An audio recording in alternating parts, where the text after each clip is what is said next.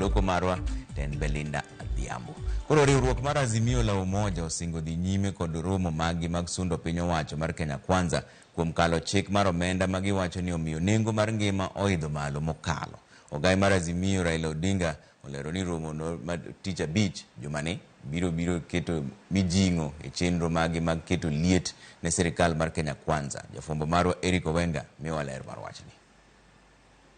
Kodong dalade kende to riwruok mar Azimio la Umoja bag romo mar Sabasaba jodito mag Azimio ramo ma oumo yigi piny ni safar mar manyo lokruok e Kenya dhi chopo e amidi e romo margi ma jumani. Jatend Azimio Raila Odinga wacho ni okang' magibiro kawo luwore kod kaka lwasi chalo ahinya kaluwore kod kaka piny owacho okoso dewo jopiny. There comes a time when people get tired of being taken for granted.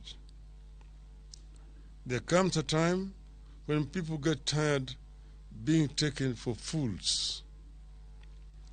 There comes a time when people get tired of getting tired and decide to act.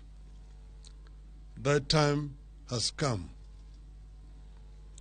Consequently, we are embarking on some drastic actions. Wacho sur ahinya to weche mag mafuta, Azimio lero ni serikal hinyo ganda kendo mane emomiyo gidwaro mondo jo Kenya duto obi owuok ka romgi mar wuotho korgi kanyakla e kwedo chikego. Ruto is imposing taxes on us without our consent and making laws whose net effect is to make life increasingly difficult for our people.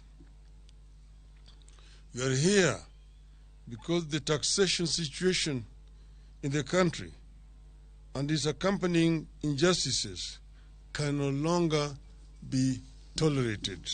It has become clear that we are dealing with a dictator who also has no respect for wananchi.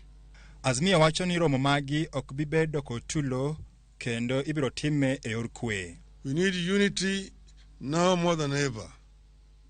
United we can get many of the things that we not only desire but which we justly deserve. From Friday, let's proceed with bold determination that we are going to stick together. Let us stay with this fight until the end. Tokorka koreto, Governor Masia James Orengo kone oganda ni pek mar ngima magikale gesani en kalore kod okang' mayande mokum jo od bura mag Azimio kao mar podho chik manyien mar omenda. So if we elected a member of parliament and there's a finance bill and the country is saying the cost of living is high and the finance bill should not be passed, and your member of parliament says yes, cost of living should just go up, you must bring that member of parliament to question. Why have you done that to make our life more difficult?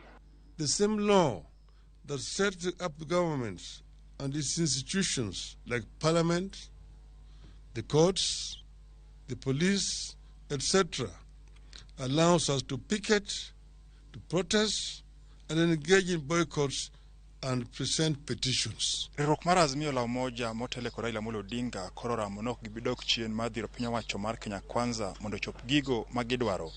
Ka Tich Abich ni koro wenge duto ng'iyo to ere kaka gibiro sundo piny owacho e mano magiwacho ni gibiro luongo kamkunji e tingo Kenya duto. Eric Owenga, Ramogi TV, Nairobi.